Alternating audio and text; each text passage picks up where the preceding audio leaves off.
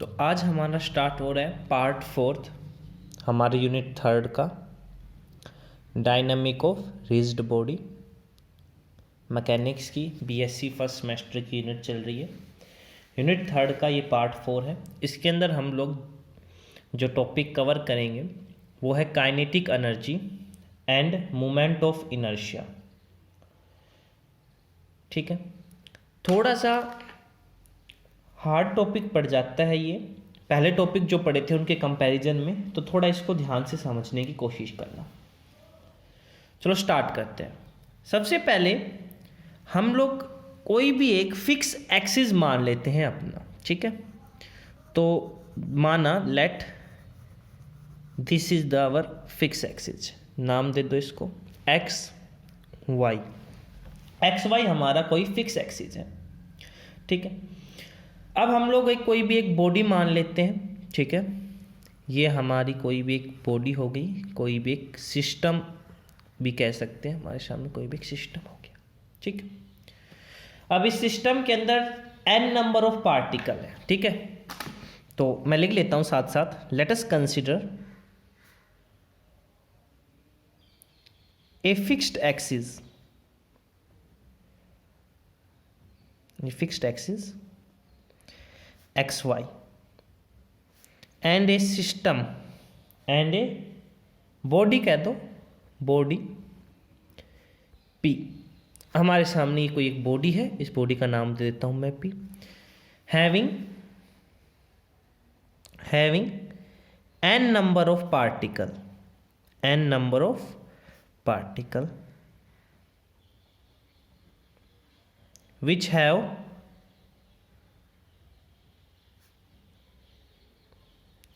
m1 m2 m3 dash dash dash masses and r1 and distance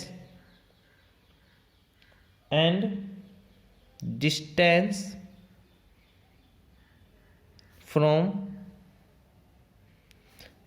axis, कौन सा axis, x y, is r1 r2 r3 dash dash dash respectively. क्या मान के चले हम लोग, हमारे सामने कोई भी एक एक्सिस हम लोगों ने माना एक्स वाई, कोई भी एक फिक्स्ड एक्सिस माना, फिर हम लोगों ने कोई भी एक बॉडी मानी जैसा कि फिगर में दिखा रखा है पी। अब इस बॉडी के अंदर हम लोगों ने माने n नंबर ऑफ पार्टिकल्स है। ठीक है, हम लोगों ने क्या माना, इस बॉडी के अंदर n नंबर ऑफ पार्टिकल्स है। तो मैं n नंबर ऑफ पार्टिकल्स है। ठीक है, तो मैं इन पार्टिकल्स को जैसे कि अब मान लेते हैं, ये हमारा फर्स्ट पार्टिकल हो गया जिसका मास हम लोगों ने कितना माना m1, और जिसके लिए पोजीशन वेक्टर हम लोगों ने माना r1। ठीक है, या r1 आप लोग पोजीशन नहीं कह रहे थे, हम लोग कह रहे थे डिस्टेंस फ्रॉम एक्सिस। ठीक है, हम लोगों ने क्या मानी, r1। फिर हम लोगों ने इसी तरीके से ये जैसे कि दूसरा पार्टिकल हो गया, इसके लिए क्या हो जाएगी, r2। इसी तरीके से ये हमारा मान लो तीसरा पार्टिकल हो गया, इसके लिए क्या हो जाएगी डिस्टेंस, r3। क्लियर, यहाँ तक का हम लोगों ने एक बॉडी मानी जिसका मास हम लोगों ने माना m1 m2 m3, उसकी डिस्टेंस मानी r1 r2 r3 and have linear velocity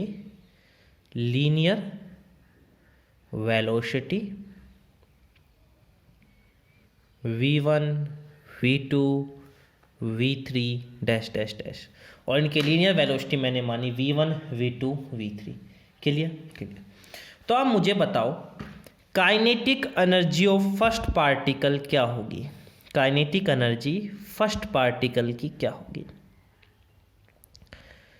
तो देखेंगे काइनेटिक एनर्जी का फॉर्मूला क्या होता था, हाफ मास गुना वेलोसिटी का स्क्वायर।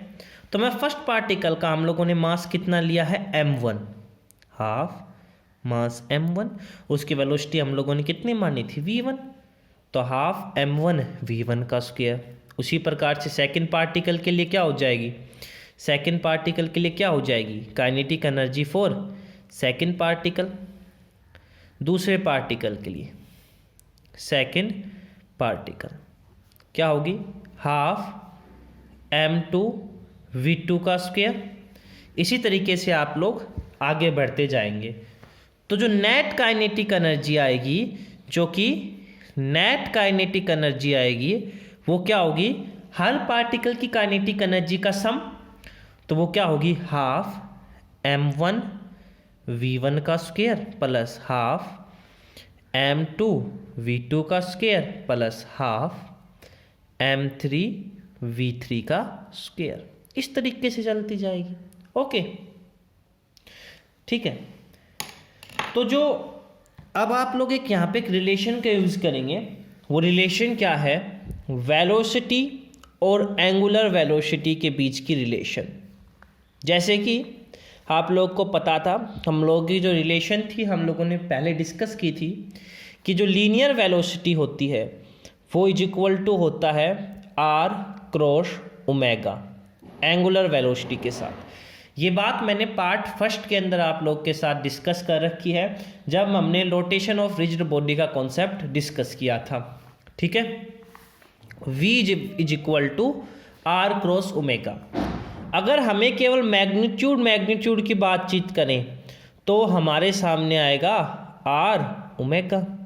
ठीक है, ये होता है आप लोग का मैग्नीट्यूड। ठीक है, r ओमेगा साइन थीटा, ये भी आता था।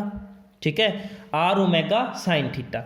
अगर आप लोग इसको पीछे देखें, ठीक है, हम लोग मान लेंगे कि जो ये r1 था, ठीक है, v1 हम लोग मान लेंगे इसके परपेंडिकुलर है। ठीक है, v1 हम लोग मान लेंगे इसके परपेंडिकुलर है। तो अगर v1 इसके परपेंडिकुलर है तो उस समय थीटा की वैल्यू क्या हो जाएगी, 90। तो हमारे जो वेलोसिटी का मैग्नीट्यूड होगा वो क्या होगा भैया, r ओमेगा साइन 90 पे वैल्यू 1 r ओमेगा। ठीक है, तो यहाँ पे जो v1 है, v2 है, v3 है, इनकी जगह मैं इसी चीज़ का यूज करूँगा। v1 की जगह मैं क्या लिखूँगा, r1 ओमेगा 1, v2 की जगह r2 ओमेगा 2, और इसी तरीके से आगे मैं बढ़ता जाऊँगा। तो हमारे सामने जो प्रीवियस इक्वेशन थी वो क्या हो जाएगी, वो आपके सामने हो जाएगी कि नेट काइनेटिक एनर्जी जो है अब वो किसके बराबर आएगी, हाफ m v1 के स्क्वायर की जगह आएगा r1 ओमेगा 1 का square plus half m2 r2 omega 2 का स्क्वायर, और इसी तरीके से आगे बढ़ता हो जाएगा। क्लियर। तो इस चीज़ को मैं इस तरीके से भी लिख सकता हूँ कि भैया समेशन i बराबर 1 से लेकर n half m i r i omega i का स्क्वायर। क्लियर। अब मैं देखो यहाँ से हाफ को मैं बाहर ले सकता हूँ। ठीक है, अब देखो ध्यान से, अब यहाँ से आप लोग समझेंगे कि अब एक बात यहाँ से आएगी, एक कॉन्सेप्ट यहाँ पे हम लोग यूज़ करेंगे। क्या है वो कॉन्सेप्ट, वो ये है कि जितने भी हमारे ये पार्टिकल हैं उन सब की सेम एंगुलर वेलोसिटी है। कहने का मतलब कि ओमेगा 1, ओमेगा 2, ओमेगा 3 ये सब बराबर है। तो मैं यहाँ से अगर आप लोग देखेंगे तो मैं ओमेगा आई की जगह सिंपल ओमेगा भी लिख सकता हूँ ना। तो हमारी जो चीज़ है वो ये बन के आ जाएगी समेशन आई बराबर 1 से लेकर n half m i r i simple omega और स्क्वायर।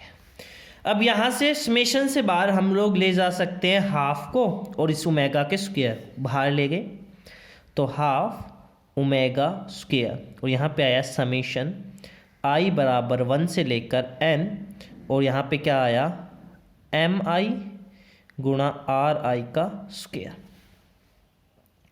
अब आप लोग इस चीज़ को समझेंगे, ये आ गया काइनेटिक एनर्जी रोटेशन, एक रोटेटिंग बॉडी के लिए काइनेटिक एनर्जी का फॉर्मूला। ठीक है, kinetic energy of a rotating body.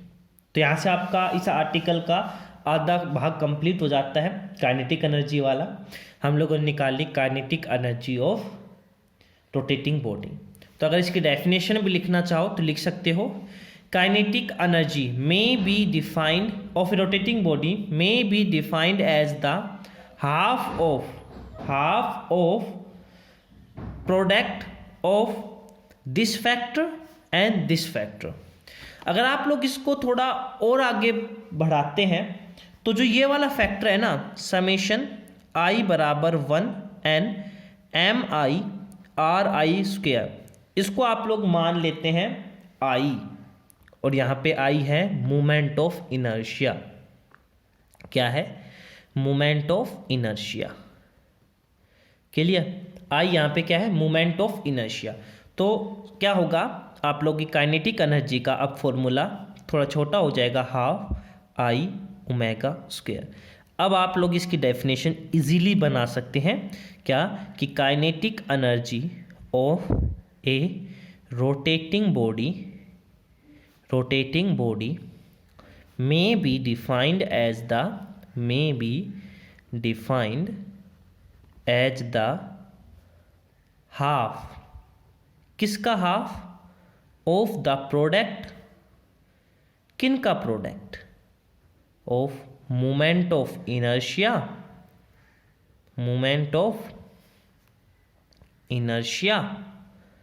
And square of angular velocity.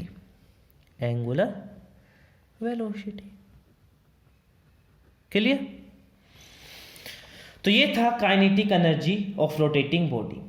ठीक है, क्या हमारे सामने बनकर आ गया। अब हम लोगों के सामने एक नया कॉन्सेप्ट आ गया उभर कर, मोमेंट ऑफ इनर्शिया। अब हम लोग इस कॉन्सेप्ट के बारे में और पढ़ते हैं, मोमेंट ऑफ इनर्शिया के बारे में। तो नेक्स्ट कॉन्सेप्ट हमारा सामने आता है मोमेंट ऑफ इनर्शिया। ठीक है, तो जैसा कि अभी हम लोगों ने क्या किया था, अभी हम लोगों ने माना था कि summation m i r i square i बराबर 1 से लेकर n इज इक्वल टू, हम लोगों ने आई माना था, इसी को हम लोगों ने मोमेंट ऑफ इनर्शिया कहा था। तो what is moment of inertia? Moment of inertia क्या है? अगर आप लोग इसको खोलना चाहो तो कुछ इस प्रकार से ये खुलेगा, m1 r1 स्क्वायर। देखो भाई, तो क्या हो रहा था कि हम लोग इसी चीज़ को थोड़ा और एक्सपेंड कर सकते थे, m1 r1 square, m2 r2 square, m3 r3 square, और इसी तरीके से। तो इस चीज़ को अगर मुझे डिफाइन करना है तो मैं क्या लिखूंगा कि moment of inertia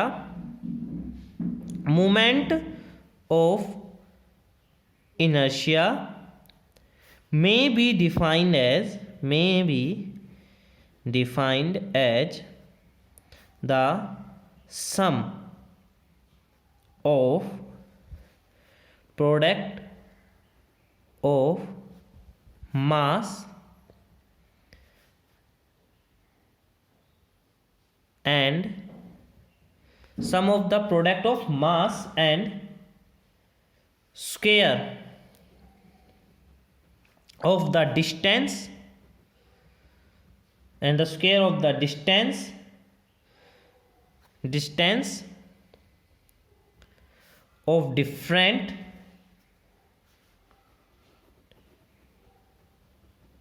particles of the body. Clear? Okay. दूसरी डेफिनेशन हम लोग इसकी ऐसे भी दे सकते हैं कि काइनेटिक एनर्जी को हम लोगों ने हाफ आई ओमेगा स्क्वायर की इक्वल माना था। तो जब मैं ओमेगा की जगह 1 लिख दूंगा तो आपकी काइनेटिक एनर्जी किसके बराबर आ जाएगी? Half moment of inertia. और तो आप लोग moment of inertia is equal to हो जाएगा 2 टाइम्स काइनेटिक एनर्जी। तो यहाँ से आप लोग ये भी लिख सकते हैं कि moment of inertia is equal to the twice of kinetic energy when angular velocity is 1 not 0 is 1 या इज यूनिटी। ठीक है, क्लियर? यहां से भी आप लोग ऐसे भी मोमेंट ऑफ इनर्शिया को डिफाइन कर सकते हो। क्लियर? ओके। अभी हम लोगों ने बातचीत की थी अपनी प्रीवियस क्लास के अंदर कि आप लोगों का जिस तरीके से रोटेशन में एंगुलर वेलोसिटी होती है वो एनालॉगस होती है लीनियर वेलोसिटी के। एंगुलर एक्सेलरेशन एनालॉगस होता है लीनियर एक्सेलरेशन से। एंगुलर टॉर्क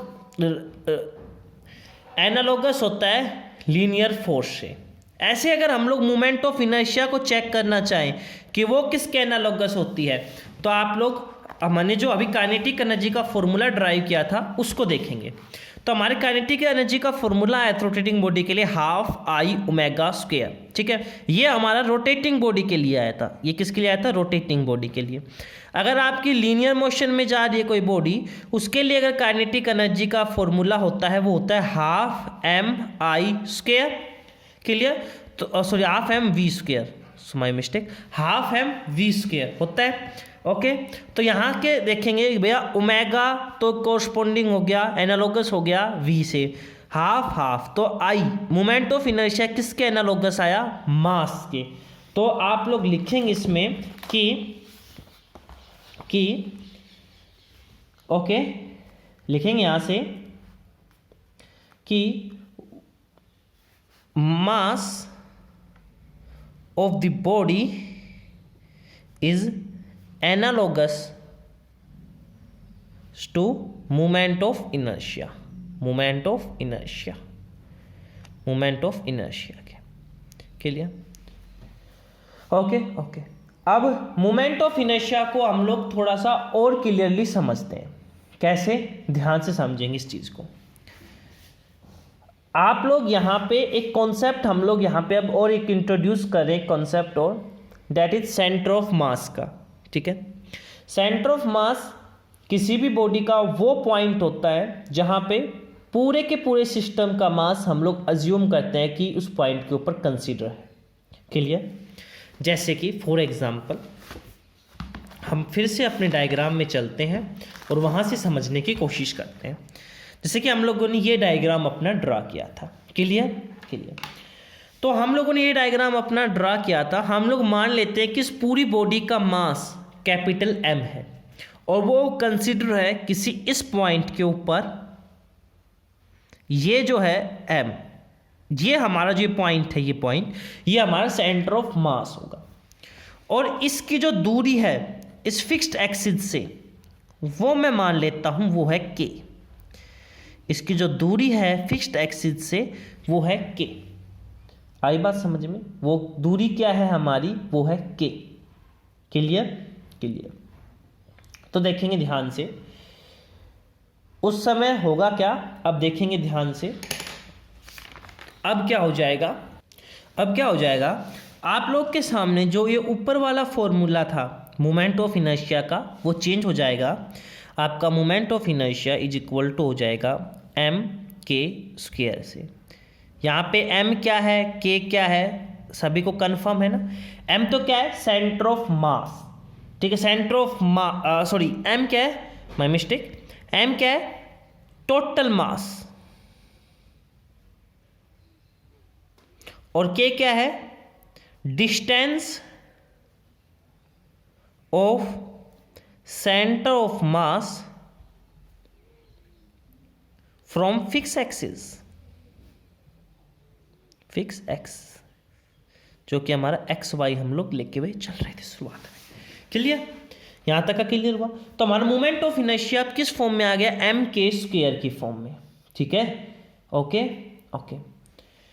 अब इस चीज को थोड़ा और आगे बढ़ते हैं। अब हम लोग के की वैल्यू को फाइंड आउट करने की कोशिश करते हैं। तो देखो, हम लोगों ने कहा, क्या कहा कि सर एम के स्क्वायर इज इक्वल टू हो जाएगा आई के। तो सर जो हमारा के स्क्वायर होगा वो होगा आई एम के। ठीक है, आई अपॉन में एम। और हमारा जो आई है, मोमेंट ऑफ इनर्शिया है, उसका फॉर्मूला क्या था? पुराने वाला, समेशन आई बराबर 1 बराबर n m i r i का स्क्वायर अपॉन एम। अब देखो दो अलग अलग समेशन लगाओ। समेशन आई बराबर 1 से लेकर एन।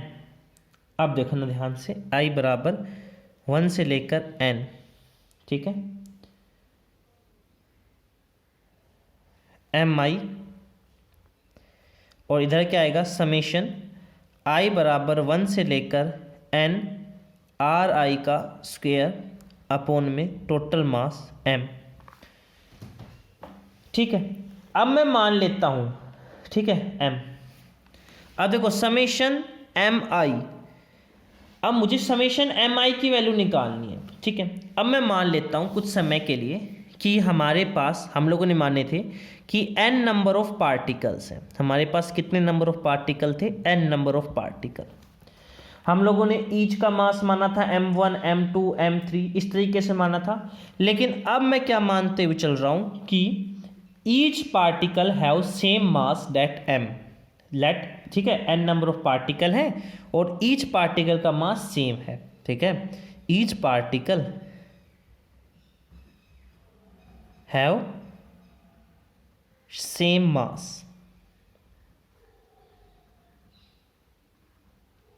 हर पार्टिकल का सेम मास है। ठीक है, तो अगर मुझे नेट मास चाहिए, कि अगर मुझे नेट मास अगर फाइंड आउट करना है, ठीक है, अगर मुझे नेट मास फाइंड आउट करना है कि नेट मास क्या होगा हर एक बॉडी का, कि एग्जैक्ट मास हमारे सामने हर एक बॉडी का क्या आएगा, अगर मुझे वो फाइंड आउट करना है तो वो क्या होगा कि हर एक बॉडी का मास m था, उस हर एक बॉडी के मास को मैं मल्टीप्लाई कर दूंगा n से। ठीक है, m को मैं किससे मल्टीप्लाई कर दूंगा? n से। तो उस समय जो हमारे पास वो आएगा वो हमारे सामने हर बॉडी का मास आ जाएगा। क्लियर, यहाँ तक का पॉइंट? ओके। अब देखो ऐसा मानने पर इस कंडीशन को मानने पर जो हमारी ये वाला जो कॉन्सेप्ट था ना, इसकी जगह हम लोग सिंपल m लिख सकते पाएंगे। ऐसा क्यों लिख पा रहे हैं? तो इसके लिए मुझे थोड़ा सा अपना जो प्रीवियस डेरिवेशन है उसकी तरफ काम करना होगा। हम लोगों के सामने जो फाइनल, अगर आप लोग देखो काइनेटिक एनर्जी का जब हम लोग फॉर्मूला ड्रा कर रहे थे, ठीक है, उस समय हमारे सामने जो कंडीशन बनकर आई थी वो कुछ इस प्रकार से हमारे सामने कंडीशन बनकर आई थी। समेशन आई बराबर 1 गुना में n हाफ, जो ऐसे, सॉरी, जो हमारी कंडीशन बन के आई थी वो इस तरीके से बनकर आई थी। ओमेगा तो ऐसे का ऐसे था और गुना में यहाँ पे आ रहा था mi और ri का स्क्वायर, कुछ इस तरीके की कंडीशन बनकर आ रही थी।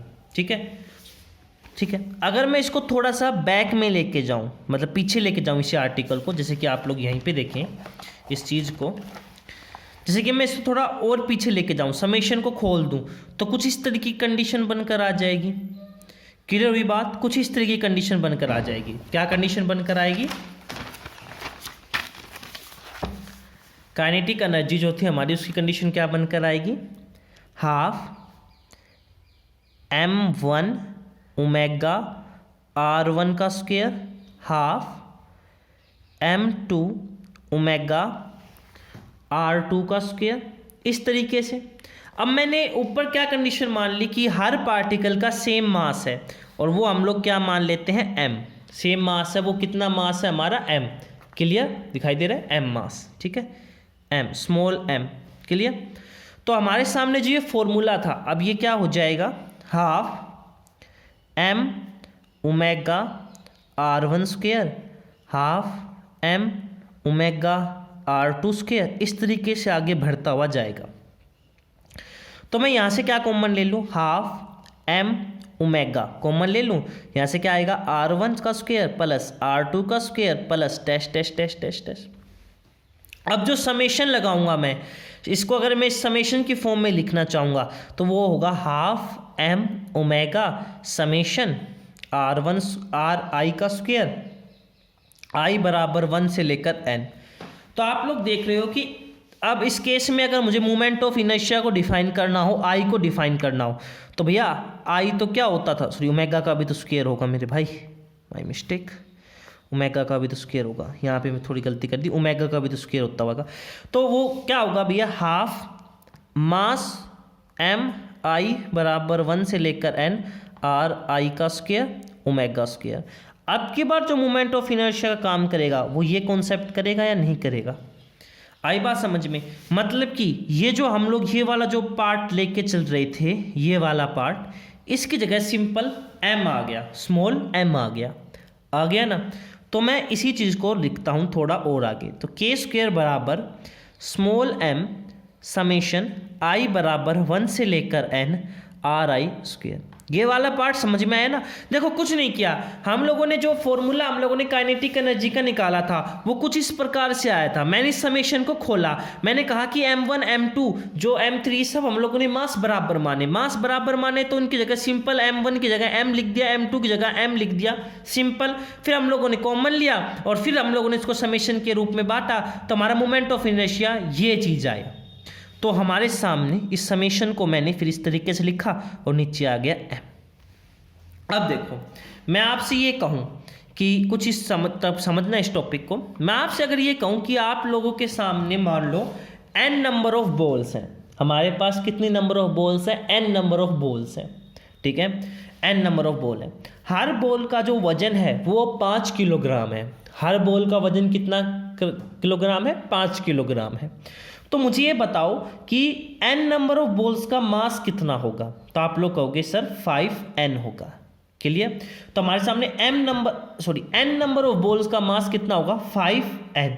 हम लोगों ने क्या किया, सिंपली जो एक बॉडी का मास था, एक पार्टिकल का जो मास था उसको टोटल नंबर ऑफ पार्टिकल से मल्टीप्लाई कर दिया।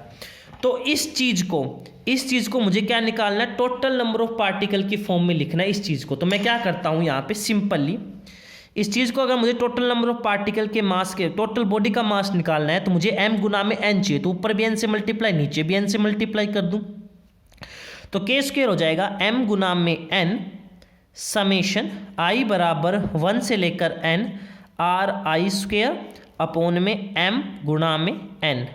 ठीक है, ये हो गया। अब देखो m गुना में n, मैंने अभी कहा ये m क्या है? हर एक पार्टिकल का मास। n क्या है? Number of particle. इन दोनों की गुना में टोटल मास देगी, जो मास ऑफ बॉडी देगी वो क्या आएगा? कैपिटल M अपॉन में m गुना में n समेशन i बराबर 1 से लेकर n RI का स्क्वायर, कैपिटल M से कैपिटल M कैंसिल। अब इस समेशन को खोल दो तो k स्क्वायर की वैल्यू आएगी R1 square, R2 square, R3 square, dash dash dash dash और हर एक के अपॉन में n। ठीक है, और इसी चीज़ को अगर आप लोग और अच्छे से समझना चाहो तो ऐसे समझ लो, n R1 square, R2 square, R3 square, dash dash dash. ठीक है, और k की वैल्यू क्या आएगी?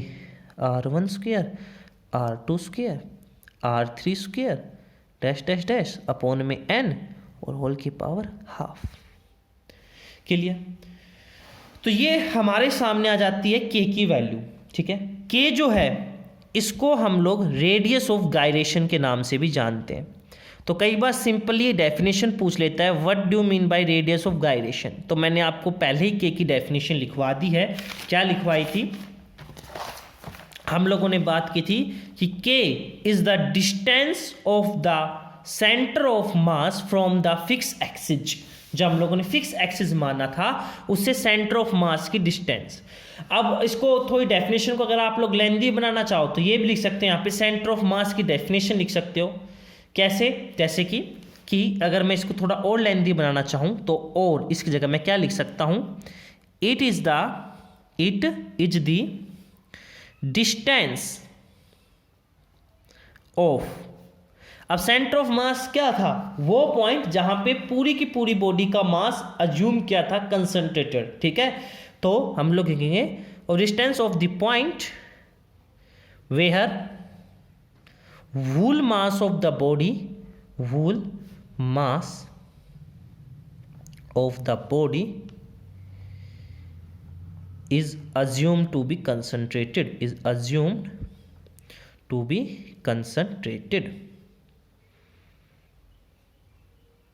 ठीक है। और यहीं के हमारा क्या था? Radius of gyration. अभी हम लोगों ने इस चीज़ के बारे में पढ़ा कि के ही हमारा क्या है? Radius of gyration. Clear? Okay. इसकी वैल्यू कैसे निकालनी है? इसका फॉर्मूला भी हम लोगों ने ड्रा कर लिया। इसकी वैल्यू निकालने के लिए जो हमारा फॉर्मूला यूज होगा ये भी हम लोगों ने ड्रा कर लिया। के की वैल्यू आएगी ये कॉन्सेप्ट था, इसको याद रखने के लिए। अब नेक्स्ट पार्ट में हम लोग मोमेंट ऑफ इनर्शिया की फिजिकल सिग्निफिकेंस को डिस्कस करेंगे और थ्योरम ऑफ परपेंडिकुलर एक्सिस और थ्योरम ऑफ पैरेलल एक्सिस को डिस्कस करेंगे। तो आज हम लोगों ने क्या क्या पढ़ा, इसको एक बार फिर से एक बार इसमें नज़र मार लीजिए। क्या क्या कॉन्सेप्ट आज हम लोगों ने पढ़े। आज हम लोगों ने दो कॉन्सेप्ट समझे, kinetic energy end moment of inertia के विषय में। हम लोगों ने एक फिक्स एक्सिस माना शुरुआत में, फिर एक बॉडी मानी, बॉडी के अंदर हम लोगों ने n नंबर ऑफ पार्टिकल्स माने, उन पार्टिकल्स का मास हम लोगों ने m1, m2, m3 ऐसे माना। उनके जो डिस्टेंस है फिक्स्ड एक्सिस से हम लोगों ने r1, r2, r3 इस प्रकार से मानी। उनकी लीनियर वेलोसिटी हम लोगों ने मानी v1, v2, v3। फिर हम लोगों ने उनकी काइनेटिक एनर्जी को ड्राइव किया सिंपल फॉर्मूले की मदद से, हाफ गुना में मास गुना में वेलोसिटी का स्क्वायर। काइनेटिक एनर्जी आई हाफ, इसका मास लिया m1 v1 square, kinetic energy second particle की निकाली। इस तरीके से हम लोगों ने निकाला और फिर हम लोगों ने नेट काइनेटिक एनर्जी का इनके लिए सम कर दिया। फिर हम लोगों ने क्या यूज किया, फिर हम लोगों ने एक सिंपल कॉन्सेप्ट यूज किया कि सर हमारी जो वेलोसिटी है वो किस प्रकार से एंगुलर वेलोसिटी से रिलेट करती है। फिर हम लोगों ने इसको रिलेट किया, यहाँ से हम लोगों ने वेलोसिटी का मैग्नीट्यूड निकाला, वो ये आया और इसकी जगह हम लोगों ने इसको पुट किया और हमारे सामने हम लोगों ने फिर क्या माना कि इन सब की एंगुलर वेलोसिटी सेम है। हम लोगों ने क्या माना कि सेम एंगुलर वेलोसिटी मानी कि उन सब की एंगुलर वेलोसिटी सेम है। अगर उन सब की एंगुलर वेलोसिटी सेम होगी तो हमारे सामने ओमेगा आया। फिर हम लोगों ने इनको समेशन से बाहर लिया, ये वाला कॉन्सेप्ट को हम लोगों ने आई माना और आई हमारा मोमेंट ऑफ इनर्शिया हुआ। उसके बाद हम लोगों ने इसको ऐसे डिफाइन किया, half I omega square. Linear में हम लोगों ने देखा कि हाफ एम वी स्क्वायर होता है, तो मोमेंट ऑफ इनर्शिया एनालोगस हुआ। फिर हम लोगों ने काइनेटिक एनर्जी की डेफिनेशन लिखी। उसके बाद हम लोगों ने मोमेंट ऑफ इनर्शिया को पढ़ा। मोमेंट ऑफ इनर्शिया क्या होता है, सिंपली मास गुना में डिस्टेंस का स्क्वायर, उसको डिफाइन किया। उसके बाद हम लोगों ने यहाँ पे एक और कॉन्सेप्ट पढ़ा रेडियस ऑफ गायरेशन का। रेडियस ऑफ गायरेशन क्या होती है, सिंपली उसकी डिस्टेंस होती है, उसकी मतलब उस सेंटर ऑफ मास की डिस्टेंस होती है, कहाँ से, फिक्स्ड एक्सिस से। अच्छा जी, कई बार ये पूछ लेता है कि रेडियस ऑफ गायरेशन की सीजीएस यूनिट या एसआई यूनिट बताओ, तो भैया डेफिनेशन का यूज करो। ये क्या है, डिस्टेंस है, और डिस्टेंस की एसआई यूनिट क्या होती है, मीटर, और सीजीएस यूनिट क्या होती है, सेंटीमीटर। तो यहाँ से आप लोग एसआई यूनिट और सीजीएस यूनिट निकाल सकते हैं। क्लियर? तो यहाँ पे खत्म हो जाता है ये पार्ट। नेक्स्ट पार्ट के अंदर हम लोग बातचीत करेंगे physical significance of moment of inertia के बारे में। Thank you.